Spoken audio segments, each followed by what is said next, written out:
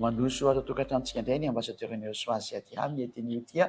miarahaba antsika rehetra samoteny Joshua eo amin'izao fandenesantsika ny fampianarana zao larana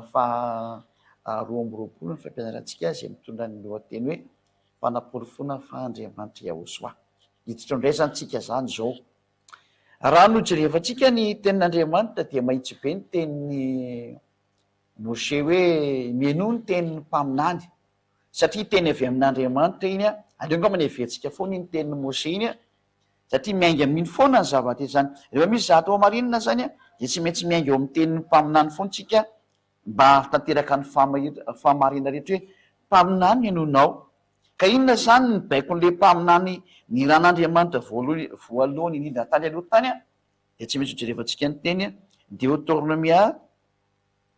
toko 8:20 dia 9:10 ka hatramin'ny 10:10. Tsy maintsy hojerevantsika aloha zany lalàna mikasika an'ilay hoe hoe mpaminany satria raha hijery santsika fa Andriamanitra zany zanak'Andriamanitra zany dia tsy maintsy ny tenin'ny mpaminany foana tsy maintsy mibaiko an'io. Hoe voaporofo araka ny mpaminany ve le sary sa tsy voaporofo araka ny mpaminany. Dao jerevantsika tsara izy. Deutéronomia 18:15. Izy hoe overimberina foana Deutéronomia 18:15 ka io ny fototra ny zavatra rehetra. Rehefa hiaraka amin'ny Andriamanitra ny jiosy ianao dia tsy maintsy io Deutéronomia 18:15 io foana no mifototra ny zavatra rehetra zany. Mpaminany avy eo aminao dia avy amin'ny rahalahinao tahaka ay no atsangany avy Andriamanitra ao anao ka izy no henonareo. Zany hoe ory zanak'Israely eo mihenonareo any teny mpaminany io ho an'izay mino ny mpaminany zany dia tsy maintsy mihaino ny tenin'ny mpaminany. Mabaiko n'Andriamanitra ilay izy fa tsy misy hoe le mpaminany inonao fa ny teniny tsy inonao dia zavatra tsy mifanaraka mihitsy zany. Dia vaketsika eo amin'ny 9:20. Mpaminany no atsangako azy avy amin'ny rahalahiny. Ity mpaminany ity zany dia tsy idina foana fa Israelianina satria avy eo amin'ny rahalahiny eo. Io le nazavaiko foana satria hitondra azy hamakivaky ny tany hevitra mandra-patongany any amin'ny tany Kanana na Israela amin'izao tsika miteny zao. Zay. Ka ataoko ao am-bavany teniko. Any ny teniko ho Andriamanitra dia ataoko ao am-bavany ka olazainy aminy izay rehetra andidiko azy. Zany hoe le tenin'ny mpaminany zany dia didy io. Tsy indrina mafy mihitsy zay tsy maintsy henona le teny ary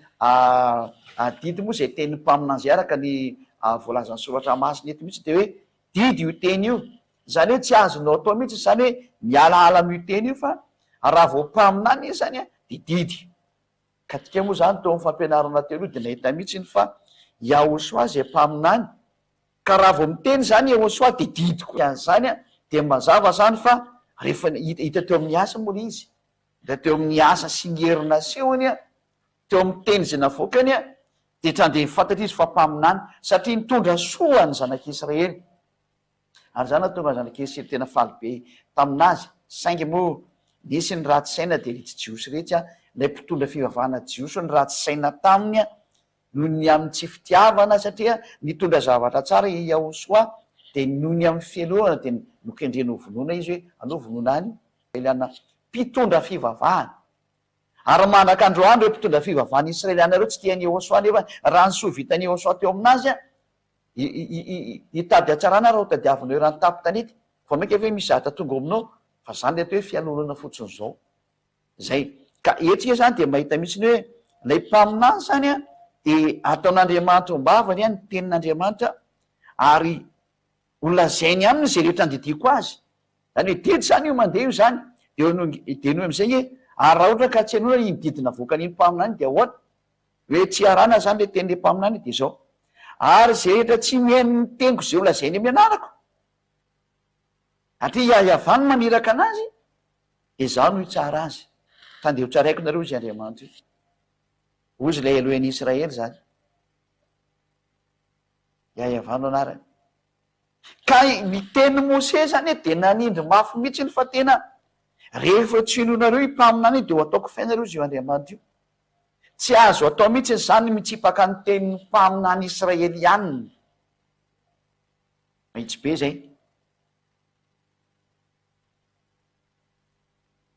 tsy azo atao de mety iteny ary ianao nefa tsy Israely ihany nefa anao mba mitondra an'le teny.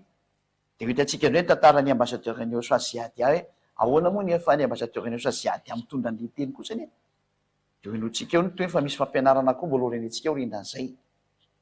Ho iza marina zao Ziady mitondra ny tenin'Andriamanitra aminao, mitady ny hevitra rehetra andresena lahatra anao, mba ny antony ho tonga any amin'ny lanitra ny lanitra ianao, zay nge ny antony andresena lahatra anao mba ho tonga any amin'ny lanitra ny lanitra ianao, tsy mahafinaritra anao ve zay? De satry mahafinaritra zany. Andao aloha jevantsika aloha ny toy ny fampianarana hoe tsy maintsy arana zany io tenin'ny mpaminany Israeliana io. Atsindriko tsara, mpaminany Israeliana no arahana teny finoana teny satria any amin'ireo mpaminany Israeliana ireo Andriamanitra no miteny. Ary le Andriamanitra ny Mose dia Yahva, efa nampianarina atsika hoe Yahva ny Andriamanitra anazy zany. Tsy misy Andriamanitra hafa ankoatran'izay ny Andriamanitra Mose, Yahva. Ary iny ny vakitsika tao anatin'ny Sefer Torah Jiosy efa nasioko atsika le izy hoe Yahva. Fampianarana lavabe mihitsy iny nampianarantsika hoe ity ny fampianarana mitondra ny anaran'Andriamanitra iray hoe Yahva. Ka izay zany ny fanazavana eto hoe miaino ny teny mpaminantsika de mpaminany Israeliana. Raha vao tsy Israeliana zany le mpaminany de tsy azo enino, tsy azo enona, tsy azo ekena, tsy zany namorona an'izany fa jereo io tenin'ny mpaminany Israeliana io. Fa misy sorenina menao zany tsisy zara tokony hampasorena anao. Fa ianao da tokony faly hoe tokony manitsy ny dianao zany en fonction zay. Rehefa tsy anitsy ny dianao ianao de anao iny. Tsisy manera ny safidy io fa ny safidy io zay rehefa teo vonjena de manaiky marina, rehefa tsy teo vonjena, ko zay ny teny mitondra famonjena, zay ny vonjena io dada Yahva io hoe mpaminany Israeliana no azo enona teny. Mazava be io teny io. Satria izy no hitondra ny tenin'Andriamanitra hitaritana ny zanak'Israely ho any amin'ny tany Kanana na Israela zao tsika miteny zao. Mazava zany fa ilay hitarika ny Israeliana sy hitondra ny tenin'Andriamanitra ho amin'ny zareo de mpaminany Israeliana, samy Israeliana satria zareo samy zareo ny ao anatin'ny dezera ao na ny tany ay. Ka iza moa zany no atsony any ivelany any fa tsy misy zareo samy zareo de zareo samy zareo no fampitantana amin'ny alalan'ny mpaminany hitondra azy ho any amin'ny tany Kanana na ny Israela zao tsy amin'ny teny zao. Zay ny fanaporofona fa tsy misy idirany hafa firenena mihitsy io. Tsy tafiditra ao ny malagasy na ny frantsay ny anglisy ny izaniza fa zareo Israeliana irery ihany io mpaminany resana io hoe ny mpaminany ankoatran'ny Israeliana zany de tsy mahazo miditra ao mihitsy. Fahalalana navoaka ny dadabe Mose zay ho any zay minao Mose de hoe tsy mahazo miditra ao ankoatran'ny Israeliana. Ary rehefa mpaminany Israeliana de tsy maintsy enona ny teniny ho any zay mino mpaminany Israeliana. Fa rehefa tsy mino moa anao zany ka anao zany tsy mino, normaly ianao ho tsarain'Andriamanitra. Ka hitodika am'izay tsika zany satria enona ny tenin'ny mpaminany Israeliana, ahoana zany ny tenin'ny Eosao satria itsika nahita tao amin'ny fampianarana larana faraka amby roapolo fa tena mpaminany izy. Ny vahoaka nanamarina fa mpaminany izy de andao raha jerevana ny tenin'ny Eosao hoe laza ve Eosao fa tena Andriamanitra izy tena misy an'izany ve eo? De tena misy an'izany io satria ny atao hoe zanak'Andriamanitra de Andriamanitra. Dolo vakitsika zay teny zay hoe araka ny voalazany bokin'ny Salamo zany. Rehefa miteny ny tenin'Andriamanitra hoe zanak'Andriamanitra de Andriamanitra ny dikan'izay. Zay aloha zany no apetrakitsika hoe ny tenin'Andriamanitra de nametraka didy mihitsy ny taloha amin'ny Salamo hoe zay rehetra atao hoe zanak'Andriamanitra de Andriamanitra izy. Tsy azonao lavana zany satria teny mpitondra teny eo amin'ny bokin'ny Salamo any zany ao mpitondra teny Israela Salamo vakitsika Salamo 82:6. Salamo 82:6.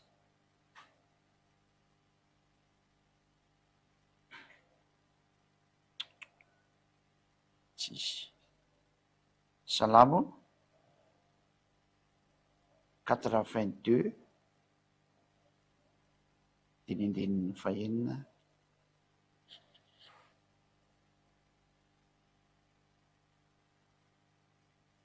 Hoy zao ny andininy fahenina zany. Hoy zao Andriamanitra ianareo ary zanaky ny avo indrindra ianareo rehetra. Mazava de mazava mihitsy le tenin'Andriamanitra hoe Andriamanitra ianareo ary zanaky ny avy indrindra iana rehetra, zany hoe zanak'Andriamanitra zany. Ka eto zany ny lalàna dia miteny mihitsy araka ny boky ny Salamo hoe rehefa zanaky ny avy indrindra zany a dia Andriamanitra zay. Andriamanitra zay ny soratra masina. Ka andao jerevantsika raha ohatra ka tena niteny io zanak'Andriamanitra io hoe zao dia zanaky ny avy indrindra, zany hoe zanak'Andriamanitra izy zany dikan'izay, zanaky Iavà zany. Ndao jerevantsika raha niteny an'izay izy, raha niteny an'izay izy a dia Andriamanitra izy, tena Andriamanitra mihitsy izy. Fa raha tsy niteny an'izay izy a, io zanak'Andriamanitra mpaminany lehibe io Yahosoa io, raha tsy niteny an'izay izy a dia tsy Andriamanitra izy. Fa raha vao niteny kotsiny izy hoe zanak'Andriamanitra aho dia Andriamanitra izy ny dikan'izay. Andao jerevantsika izy satria mazava io lalàna hitantsika hoe hoy zao Andriamanitra nareo ary zanaky ny avy indrindra ianareo rehetrarehetra, zany hoe ny zanaky ny avy indrindra zany a, ny zanaka ny Iavà dia Andriamanitra izy ny dikan'izay. Asa tena mahafinaritra be mihitsy zany, tena mahafinaritra be. Ka andao jerevantsika mihitsy raha ohatra ka niteny an'izay hoe zanaky ny avy indrindra zay Yahosoa, dia ho arahantsika tondray ny ten'Andriamanitra zay nambarany Yahosoa ny mikasika ny am'izay hoe zanaky ny avy indrindra zay zany. Dia vakitsika eo amin'ny bokin'ny Lioka toko 2:20 a, dia vakitsika eo aloha Lioka toko 2:20 a,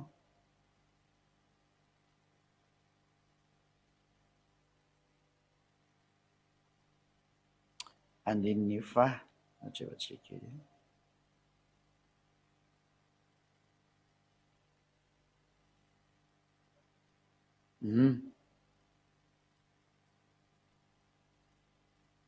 Vingt-deux 70. Dia hoy izy rehetra, zanak'Andriamanitra ve ary ianao? Ary hoy izy taminy, voalaza nareo fa izao no izy.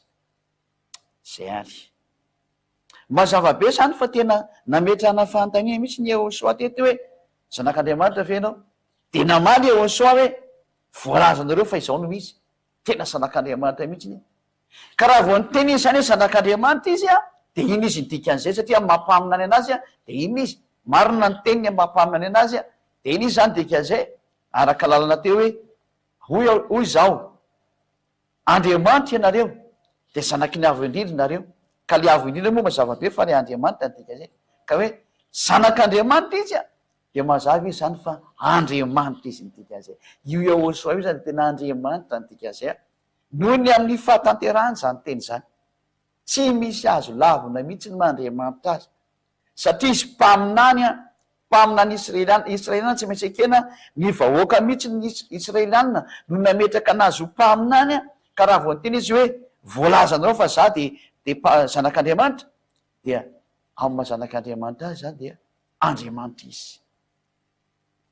Nyresaka fotsiny hoe ivavahana izy sa tsy ivavahana, dia aleotsika hiaraka aminazy foana hoe ahoana moa zany satria ny Andriamanitra dia teny ivavahana mihitsiny. Ka hojerevantsika foana se fa nlelotsika hijery teny manaraka any mafitratsika mihitsy ny antyteny ty hoe nanamarina ve fa Yahosoa fa tena Andriamanitra izy a. Dia ovakitsika indray ny bokyny eo amin'ny Matthieu toko 7:15 Matthieu 17:5. Vakitsika indray ty teny ty Matthieu a,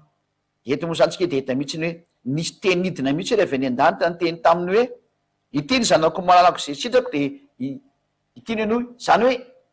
avy any amin'ny lanitra mihitsy no miteny fa zanak'Andriamanitra izy. Matthieu 17:5 zany.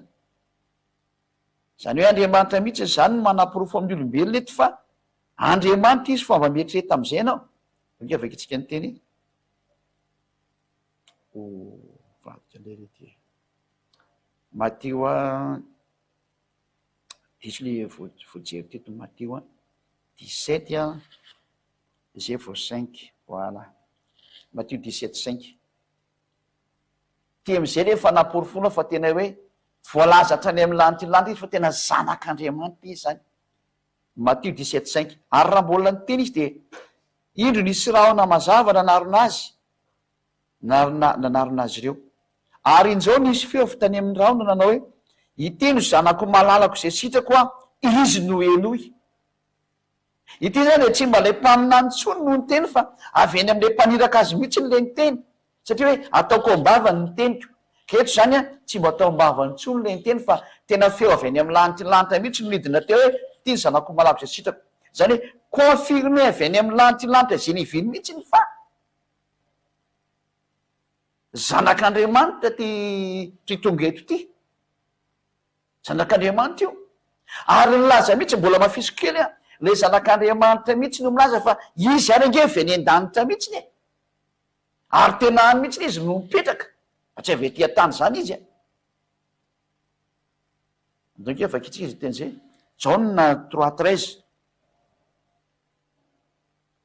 eo ihany tsika moa zany tsy ala lavitra fa mijerevantsika e zay teny zay a hoe izy mihitsy no laza fa izy angeka tena avy eny amin'io lanitylanta io e fa tsy kony hoe zatra mandeha ho azy fotsiny izy nasalamo zany fa tena avy any am'ny lanitylanta mihitsy izy zany rehefa tsika amin'noko 5:12 Jauna 3:12 a de atao amin'ny 13 raha ny zavatra ety an-tany aza no lazaiko taminareo ka tsy inonareo ahoana moa ny inonareo raha milaza aminareo ny zavatra any an-danitra ao ka izy avy any am'ny lanitylanta anazy ka raha iteny eo am'ny lanitylanta izy a ho sahirana ange izy nareo iano anazy tsy hoenareo ny any de ozy am'izay ary izy ny teny hoe kaneo izy tsy nisy niakatra ho any an-danitra afa-tsy ray nidina avy tany an-danitra de ny zanak'olona zay any an-danitra ny zanak'olona de any an-danitra saritra be mandrain'io fa zay ady amy manazavanyio tsara fa mbola tsy androany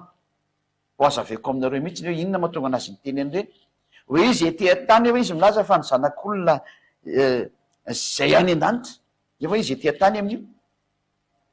fa zany no mpanafanapolofolo fa tena avy any amin'ny lanitylanta mihitsy ny eoso io fa tsy mpaminany taka ny olombelona tsotra ety an-tany ary rehefa nytenyn'io izy a teny ny mpaminany io a tsy azo no lavina rehefa nyteny izy fa za de avy any za de any am'ny lanitylanta nefa izy amin'io eto an-tany no mipetraka de mariny zany sara zany ary manamafy an'zany mihitsy izy zay ady azy zandra ny eosoa zao mitory anao zao fampianarana zao io zany hoe mba zavoarany dikan'io teny io tena mora kely tsy sarotra mihitsy ny io ary tsotra de tsotra saingy ho an'le tsy mino moa de tsisy zavatra ho hainy mihitsiny fa ho an'le mino ny atsarany eosoa kosiny a de ho hainy tsara mihitsiny ny provy sareto de hoe ny zanak'olona zy lay ny teny hoe za de tena zanak'andriamanitra izy avy any am'ny lanitylanta mihitsy nge no ny teny an'io e hoe zanak'andriamanitra mihitsy ny a ary ny dikan'izay de andriamanitra izy tsy izy ety an-tany no miconfirme an'io fa le dadany any am'ny lanitylanta mihitsy no miconfirme tena zanako io ianao hoe de mbola maly an'zany efa mpaminany lehibe io e manaiky ny dolo rehetra rehetra fa tena mpaminany io manaiky ny vahoaka ina moa ny vahoaka israeliana fa mpaminany io manaiky ny vahoaka silamo rehetra fa tena mpaminany io olombelona karazany be dehibe nge zany e aono moa aloha nitsyvalana an'zay ary raha vo tenin'ny mpaminany izy ny tenin'ny mose a ny tenin'ny mose tsy maintsy mibaiko nrehetrarehetra ho azy minao moseko de mibaiko mose hoe tsy maintsy ekena ny tenin'ny mpaminany tsy maintsy ino satria baiko ny dada iava zay ka raha vo ny teny eoso hoe zanak'andriamanitra de andriamanitra izy a de tsy azo lavina ary raha satria izy mpaminany ary raha vo ny teny koa eosoa raha vo ny teny hoe eosoa zafady hoe andriamanitra izy a de andriamanitra izy ny dikan'izay tsy azo lavina ary raha vo ny teny eosoa hoe za zy any an-danitra de any an-danitra izy amin'io fotoana io zany tsy azo no lavina kosa zany no hoe avy any amin'ny lanitylantana azy a ka tsy araka ny olo ety an-tany mihitsy le zatra tenenina nefa de marina be io teny io ary haiko tsara ny dikan'izany teny zany zany hoe minona tsy azavay aleo mihitsy aloha rehefa tonga ny fanazavana zay teo hoe ambassadeur ny eosoa zay ady ao iza zany a de zay vo miverina manazavany io azao aloha le taonao mien'olo anao le fanazavana fotsiny hoe andriamanitra io eosoa fa zay mantsy ny tena anisan'ny laviny olona de tsindriko mafy aminao fa tsy azo no lavina mihitsy io adalan'zay mandahany zany satria ve anao mialina ny zavatra nataony de ho lavinao vely izy any nge fa tsy fahendrena kosany zay le izy zay moa tsy anisany mijerevantsika fa ina ke ny antony tena tsy nitiavany jiosy anazy fa raha zatra nataony eosoa mafinaritra be hoe tokony ho lavina ve ny natao fa de fialonana fotsiny zao e tsy vita le nataony de nialina de modina sina motif hoe kainao zao hitatsika io e hitatsika io fa mbola fampianarana ray manokana moa zay mahatonga anazy tsy ho valiko androany ndao ary toetsika indray ara ny toy ny fampianarana manaraka hoe ovakitsika indray ao amin'ny jauna toko fasivy a jauna 9 dia ny 35 hatrany amin'ny 38 no vakitsika zany jauna 9 35 hatra amin'ny 38 jauna 9 eto zany dia ny olona no miteny hoe tena mba tsy mazava kosiny fa zanak'Andriamanitra ny zany 35 hatra amin'ny 38 jauna 9 35 38 lera lehilahy resaka tamin'ny miara-namoany Yahosoa teny hoe zaza hitanao mihitsy le atao hoe zanak'Andriamanitra Yahosoa nandre jauna 9 35 hatra amin'ny 38 Yahosoa nandre efa androana raha lehilahy ary rehefa nitazy izy dia nanao hoe mino zanak'Andriamanitra ve ianao raha lehilahy namalika anao taminy hoe iza moa no izy tompoko mba inoko azy 9:30 hoy Yahosoa taminy hoe efa nahitazy anao sady zay miresaka aminao zao no izy zay le fantiny hoe mino zanak'Andriamanitra ve ianao ary hoy raha lehilahy rehefa avy eo hoe tompoko mino aho dia nyankohaka teo anatrehany izy efa ny lalàna moa dia Andriamanitra ihany nyankofo nefa dia nyankohaka izy ary tsy mba teny Yahosoa mialahy teo mazava be mihitsy zany fa tena Yahosoa mihitsy le tao hoe Andriamanitra iankofana satria nyankohaka teo anoloana mihitsy le olona fa tsy nibedesiny fa raha tsy Andriamanitra azy iankofana izy tsy maintsy mibedy izy mialahy teo fa tsy fanao ty a navela nyankohaka tsara teo mihitsy zany no porofo fa tena Andriamanitra Yahosoa satria dia voaporofo mihitsy nyankofan'ny olona izy ary tsy laviny mihitsy zay fa raha mampitondra tenin'Andriamanitra anazy nahita zao fagagana be sy ny atsarany zao a raha tsy Andriamanitra iankofana izy tsy maintsy nibedesiny io olo io mialahy teo ianao fa navelany tsara mihitsy nyankohaka teo izy ary zany ny fanamporofona Andriamanitra anazy ary izy moa dia mazava be le teniny ato hoe mino ny zanak'Andriamanitra ve ianao io mino ny zanak'Andriamanitra ve ianao dia raha lehilahy namaly hoe iza moa no izy tompoko mba inoko anazy dia hoy Yahosoa taminy efa nahitazy ianao sady zay miresaka aminao zao no izy zay eto zany Yahosoa mihitsy no confirme fa tena zanak'Andriamanitra izy ary raha zanak'Andriamanitra izy a mazava be fa Andriamanitra izy nidika an'izay Andriamanitra mihitsy izy ary iankofana hojerevantsika am'izay mihitsy ny hoe iankofana satria tsy maintsy mijery satria izy milaza fa avy any an-danitra ary tany an-danitra ny nakety dia hojerevantsika mihitsy ny zavatra nisy tany an-danitra zany am'lanity milanitra tiotsika resany io a inona ny zavatra nisy tany zao tsy aloha mbola jery mbola fanazavana ray ihany hanamafitsatsika an'izay sary rehetrarehetra zay mihitsy ny hoe maninona moa hoe tena tsy azo lavina nge ny teny io zanak'Andriamanitra io misy teny kely jerevantsika eo Matthieu 3:17 aloha mbola nisan'ny sary kely manamarina azy kely atsika aloha ina moa voalaza ato am'ty Matthieu 3:17 tokoa raiky izy jerevantsika kely ny fanazavana ny teny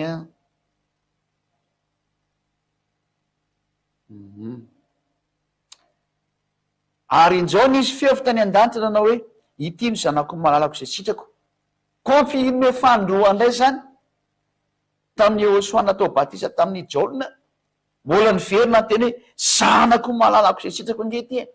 sady Yahosoa no miteny moa ilay confirmation avy any amin'ny lantilantrako no miteny hoe zanako ane io zany no porofo fa Andriamanitra Yahosoa voaporofo mihitsiny ny fanaporofona farany zao dia hoe hojerevantsika hoe nyankofana ve izy sa tsy nyankofana hojerevantsika anay zay sary zay fa mazava fa mampamina any anazy mpamina any lehibe dia tsisy mahazo manda fa tena Andriamanitra izy satria zanak'Andriamanitra izy dia Andriamanitra izy ary hitantsika zao lay lehilahy teo fa tena nyankohaka teno hatreny dia famarinana zany antsika jery mbola teny anakaiky any mbola misy teny omena atsika zany mba ho fanaporofona ny jauna voalohany jauna 1:18 zany tytsika jerevana jauna 1:18 ndreo jerevantsika kely ty teny ty manome fanaporofonanareo mba ho tadidinareo tsara mihitsy ny hoe tsy misy zatra mandeha ho azy ny fampianarana eto fa manome fanaporofona foana zay adia hoe tsy azonao lavina mihitsy ny Mandriamanitra anazy zay jauna 1:18 tsy nisy nahita an'Andriamanitra novino fa ny zanaka lahy tokony zay ho atratrany ray izy no manambara azy tena mahitsy be mihitsy le teny hoe zanaka lahatokana an'Andriamanitra izy, zanak'Andriamanitra izy nytika zay. Ady am'izay koa mbola lahatokana. Tsy azo laviny fa teny mpaminany Yehosoa. Ka raha vao zanak'Andriamanitra izy de mazava be ny teny fa Andriamanitra izy nytika an'izay. Tsy misy azo lavina ny tenin'Andriamanitra zany nytika an'izao. Ary ijery am'izay tsika ny fanaporofony hoe Andriamanitra ihany koa foana vy izy. Zay ny amaranantsika ny teny zay hoe raha Andriamanitra izy noho ny am'izao teny zao de Andriamanitra ihany koa foana vy izy. Ka izy moa ny teny ny zanak'olona zay any an-danitra de ndeotsika ho any an-danitra ary araka le Jaona 3:13 tsy maintsy arahantsika ny teny hoe ny zanak'olona zay any an-danitra de tsy maintsy indaotsika hiverany an-danitra ty any no amataratsika azy na Andriamanitra izy na tsy. Dao jerevantsika ny tenin'Andriamanitra ato Jaona 3:13. Jaona toko fahatelo andinin'ny fahatelo ambin'ny folo. De jerevantsika am'izay ten'Andriamanitra ihany koa foana vy izy. Ary tsy nisy niakatra ho any an-danitra fa tsy leidina avy tany an-danitra de ny zanak'olona zay any an-danitra. Le zanak'olona nefa ny hoe tia tany. Ka rehefa nyteny izy hoe sasa de tia tany no zany amin'ny-danitra ny milanitra ambony any any amin'ny lanitra lanitra any de tsisy afaka mamaly satria teny mpaminany io. Fa leo jerevantsika ny famarinana zay satria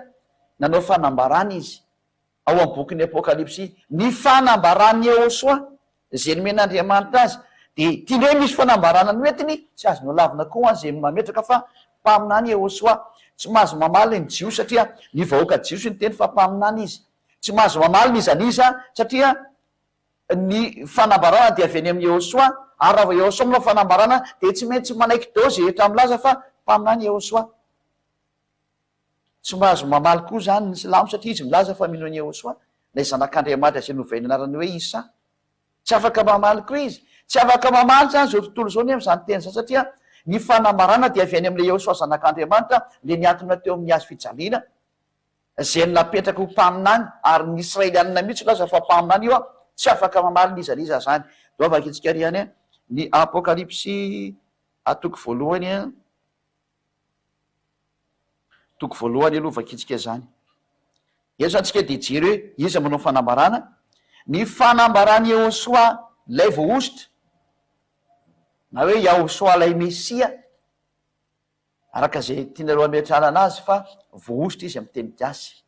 Ny fanambarany Yehosoa zay nomen'Andriamanitra azy mba asehony amin'ny Jaona mpanompony zay zavatra tsy maintsy ho tonga faingana. Zany hoe Andriamanitra zany tia ilay Yehosoa hitatsika fa Andriamanitra izy satria zanak'Andriamanitra izy de tsy azo lavina zany ty fanambarana ataony ty. De aleo ny fanambarana no jerena raha Andriamanitra izy na tsy Andriamanitra. De satria le zavatra ny amin'ny lanitra lanitra ny resana izy avy any amin'ny lanitra lanitra de aleo tazantsika tao amin'ny lanitra lanitra tao hoe nametraka anazy ho Andriamanitra hivavahana mihitsy hoe tao amin'ny lanitra lanitra deo jerevana aloha ny lalàna. Ity lalàna navoakan'io Yehosoa io satria namoaka lalàna izy amampahamany anazy de misy lalàna navoakany. Ary zay lalàna zay moa no arahana ato amin'ity fanjakana masina ty lalàna ny Yehosoa satria sady mpaminany izy no Andriamanitra mpamoaka didy mpamoaka lalàna didiny men'Andriamanitra azy le izy. Ka ity ny didy nomeny lereo vakitsika aloha le hoe mamoaka didy izy Jaona 12 sonareo milaza hoe aizako izy mamoaka didy mamoaka didy io Andriamanitra be io ay Jaona 12 49-50 vakitsika zany aminarany Yehosoa lay mpaminany lehibe tsy maintsy ekena ny teniny. Jaona 12 49-50 raha vao zany de miady amin'ny Mose ianao. Jaona 12 49-50 satria zao tsy miteny ho ahy fa nira izy naniraka izy no nandidy azy eo laseko sy otoriko. Zany misy didinay zany ty nalefa makany amin'ny Yehosoa ary fantatry fa fiainana mandrakizay ny didiny zay ary lay didina ampitondrainy any Yehosoa ty zany de fiainana mandrakizay mazava be zay teny zay zany. Ka io ary fa hitatsika ao amin'ny bokin'ny Apokalipsy ny didy Andriamanitra izy sa tsy Andriamanitra ary ivavahana sa tsy ivavahana. Dao jerevantsika ary ny teny ao amin'ny bokin'ny Apokalipsy izy ty mamoaka didy koa izy.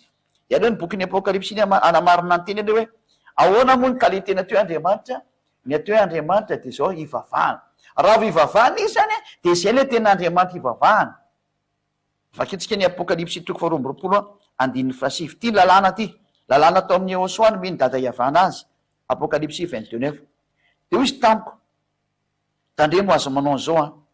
fa mpanompo namanao ihany aho satria lay Jaona zany koka teo anoloana an'le tongotry le anjely fa nahita le fanambarana de nipetesy le anjely izy hoe aza manao zao fa mpanompo namanao ihany eo fa Andriamanitra ihany ny vaovao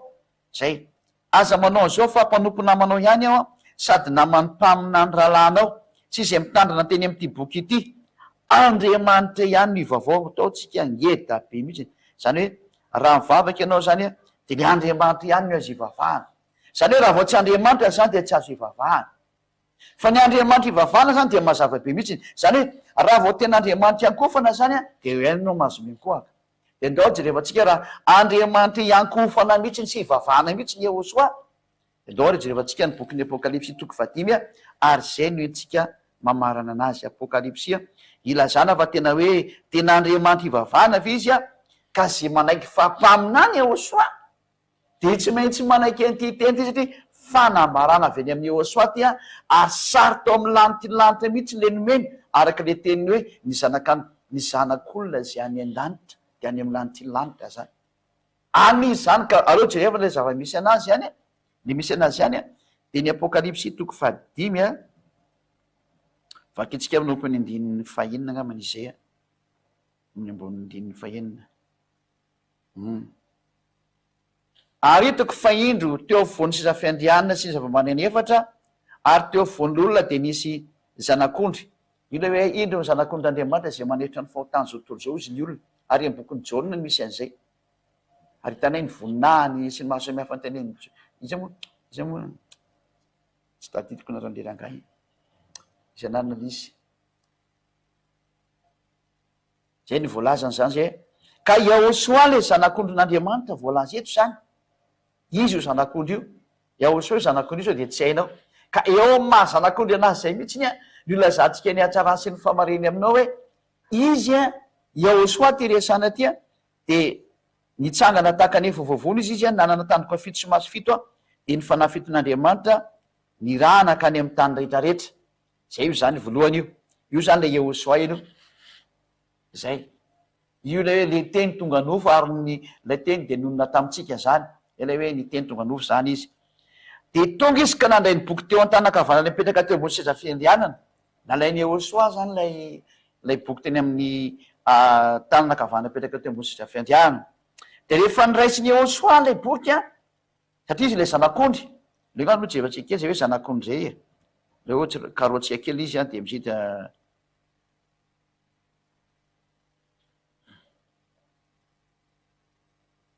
aiza moa misy an'iny koa loha jevako ato raha ho tadidiko kokoa le any misy an'izay leo ilayntsika mihitsy le mijery an'izay satria mametraka fantainany ilo aiza moa io zanak'ondry io iza marina io de aleo zany jerevantsika izy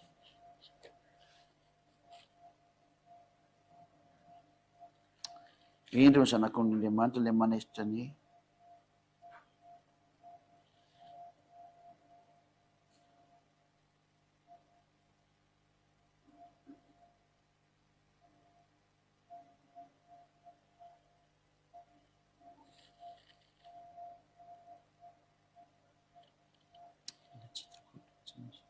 jerevantsika iny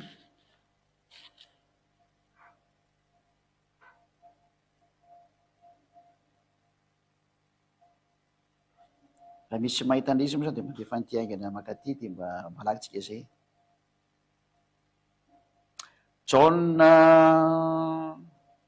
Jaona toko voalohany Jaona 1:29 zany ty le zanak'ondry ty Jaona 1:29 no ny ampitsy de nahitany Yehosoa avy nanatona azy Jaona zay Jaona izy zany ka de hoy izy indro ny zanak'ondron'Andriamanitra i Jaona mio mpaminany samy mpaminany eto zany no miteny satria ny olona nanaiky fa Jaona de mpaminany de hoy izy indro ny zanak'ondron'Andriamanitra zay manaisotra ny fahotany zao tontolo zao ka io zany le zanak'ondry zany Yehosoa ty resana ty hoe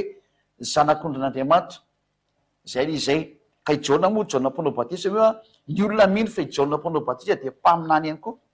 zany hoe mpaminany samy mpaminany miona de ozy le mpaminany Jaona miteny hoe io ny zanak'ondron'Andriamanitra io ka Yehosoa zany le zanak'ondron'Andriamanitra tsy azo lavina zany fa tenin'ny mpaminany koa zany dia ndao vakitsika am'izay le teny iverentsika am'izay le tarikatra aiza moa zany le tarikatra teo Apokalipsy 5 dia vakitsika minonika andininy fahenina fahavalo am'izay zany eo amin'ny fahavalo ary rehefa nandray ny boky ary izy le zanak'ony zany Yahosoa io ny zava-manana efatra sy ny lolo efatra amby roapolo dia eny ankoka teo anatreny zanak'ony io arafatady ny kohaka ary bevan'Andriamanitra io satria Andriamanitra ny akekeo ile Eloheny Israely eo izy ireo zany eto zany zao le Elohim lay dada Yahva sy Yahosoa zany reo le Elohim reo satria miplurirelan'ny Elohey de Elohim zany de reo izy roa reo teo anatreny zanak'ony sady samy manana lokanga sy lovia volamena feno didikazo manitra izy de vavaka ataony olona masina zany zany hoe sady ny akoka izy no mitazona an'ilay lovia feno didikazo manitra sady manana lokanga lovia feno didikazo manitra zay misy teo sady manana lokanga misy lokanga zany eny sy lovia volamena feno didikazo manitra miaraka amin'ny lovia zany miaraka eny dao zany le izy de rehefa zareo no manao ny fihetsika mitazony io ka miankoka de mivavaka izy midikan'izay ka eto zany de tena le ten'Andriamanitra hoe Andriamanitra ihany ny vavao ka nivavaka ny lolo efatra amby roapolo nivavaka ny zava-mahana evatra tamin'ny Yahosoa Andriamanitra izy zany sa tsy Andriamanitra valy teny Andriamanitra izy ary ivavahana sa tsy ivavahana mazava-be ny teny vavaka ataony olona masina ny vavahana mihitsy ny Yahosoa tsy mba Andriamanitra tsotra fotsiny izy hoe Andriamanitra takany fiteny fa Andriamanitra teny ivavahana izy sady ankofana ary diraina sy memboninaitra taka ny dadany voninahitra nazy mianaka mandrakizay mazava am'izay fa taoriana zany fanazavana zany da ninonao tsara de roa miavaka tsara ny Andriamanitra ary mazava be dada Yahva anankiray ary Yahosoa anankiray reo le Andriamanitra mpamonjy ary mitondra olo amin'ny fanafana amin'ny fahotana ary sy miaraka aminy tena tsy mahay manota intsony zay zao toriny ambasadeur-ny Yahosoa ziady azo engane mba tena ho falibenao mainao zany tely zany engane ka tena ho ravoravo anao fa nahitan'le tena mpamonjy ianao ary io famonjena io misy eny tsy zakany jiosy ka namono ny jiosy anazy hitinao fampianarana manaraka motsika fa de zay ny fiafaran'ty fampianarantsika androany tya mazava be am'izay fa ifaly be am'izay reo zay nino fampianarana fa tena Andriamanitra Yahosoa lay mpaminany no miteny an'izay lay mpaminany Yahosoa lay mpaminany lehibe mihitsy nonao fanambarana fa Andriamanitra izy tena tsy maintsy ankofana mihitsiny izy ary zany ny atsarana atao aminazy ny Israelianina nafantatra fa tena mpaminany izy ny vahoaka Israel ary rehefa ny vahoaka Israely no miteny fa mpaminany izy de tsy azo lavina ny teniny zay mandany zany mpaminany zany de ho fahaizan'Andriamanitra normal ange ny fahaizan'Andriamanitra ny jiosy anisana nafahaizana azy koa zany ka izay ny teny ho atsika rehetra fa de miraso atsika rehetra samy teny Yahosoa ho tonga soa ty amin'ny lantilantina rahadian'ny Yahosoa am'izay na rehetra rehetra voninahitra ho azy mianaka teo amin'ny dada Yahva sy Yahosoa mirary soanao tonga ty amin'ny Yahosoa am'izay anatin'ny Yahosoa fa tsara loatra zao teninao zao ary ivavakatsika aza so la betsaka dada mala Yahva nampafantarinao sy nampianarinao ny atsarana de ny atsaranany aminao tena niporofonao mihitsy ny hatrany amin'ny lalàna sy ny mpaminany rehetrarehetra any fa tena mpaminany zany Yahosoa zanakao zany ary na ny vahoaka jiosy aza ny aiky fa mpaminany izy fa ny fielona ny mpitondra fivavahana mpitandrina didifolo ihany de efa raha tamina mono anazy tonga nefa ny fotoana tsy maintsy ampiarehina ny atsarana tsy maintsy ho aseho eniny zao tontolo zao ny fahamarinana tsy mety maty zany Andriamanitra Yahosoa zanakao zany fa na de ny vonona ry izy teo amin'ny azy fijaliana velona foana ny asany ary velona ny heriny velona ny anarany tsy azo vonona zany zay ny natongavany ziady ahy hamerina n'lay anarana homemboninahitra anaranao dada Yahva sy Yahosoa voninahitra nareo mianaka mandrakizay ta io ara zao teny zao hitondra sosy fahasoavana ho an'izay miaina ary de mamalivavaka manakariva hitany tsirairay avy ianao dada mala Yahva voninahitra nao mandrakizay sotra ny amin'ny teny sy ny fampianarana mankalazanao hatrany fa raha betsaka dada Yahva amin'ny anaranao Yahosoa no azany vavaka rehetra zany halleloia amen de miraha sotsika raha samy teny Yahosoa ho amin'ny fitezan'ny fampianarana aminaraka indrina velomatory ary